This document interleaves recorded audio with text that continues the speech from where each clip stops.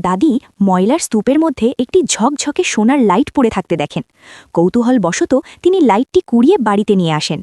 বাড়িতে আসার পর দাদি যখন লাইটটি জ্বালিয়ে সামনে থাকা একটি কাঁচের গ্লাসের ওপর ধরেন, মুহূর্তের মধ্যেই গ্লাসটি খাঁটি সোনায় পরিণত হয়। এই দৃশ্য দেখে দাদি তো অবাক। তিনি এক একে তার ঘরের সব আসবাবপত্রের ওপর লাইট মারতে থাকেন এবং সব কিছু সোনা বানিয়ে ফেলেন। রাতারাতি দাদি অনেক বড়লোক হয়ে যান। দাদি মনের দিক থেকে খুব দয়ালু ছিলেন, তাই তিনি গ্রামের গরিব মানুষদের প্রচুর টাকা পয়সা দান করতে শুরু করেন। দাদির এই হঠাৎ বড়লোক হওয়া এবং দান খয়রাত করা দেখে এক প্রতিবেশী হিংসায় জ্বলে ওঠে। সে লুকিয়ে সব দেখে ফেলে এবং বুঝতে পারে ওই লাইটটি সব কিছুর মূল। সে মনে মনে ফন্দি আটে লাইটটি চুরি করার। একদিন গভীর রাতে যখন দাদি অঘরে ঘুমাচ্ছিলেন, সেই প্রতিবেশী চুপি চুপি ঘরে ঢুকে লাইটটি চুরি করে পালিয়ে যায়। সকালে ঘুম থেকে উঠে দাদি যখন দেখেন লাইটটি যথাস্থানে নেই, তখনই তিনি বুঝতে পারেন সেটি চুরি হয়ে গেছে।